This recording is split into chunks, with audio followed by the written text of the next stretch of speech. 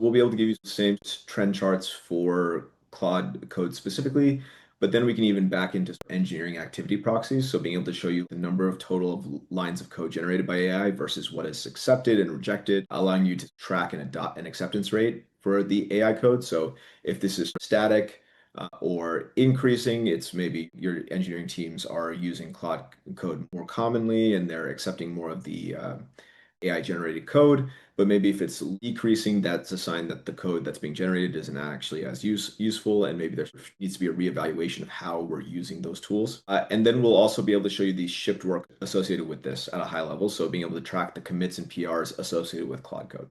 Also here, we'll be able to give you the same user and model stats, but with users, we'll be able to do that drill down that I talked about earlier on the overview page for Claude Code specifically. So being able to go into any of your Claude Code users and see trend lines for them on the number of sessions they have, the cost that they're generating, and then the commits and PRs the cost is driving. And so when we think about usage at the individual basis, we want to make sure that users are not just using Fable or Opus 5 for every single use case. They're actually using models effectively that deliver the right business outcome at the right price point.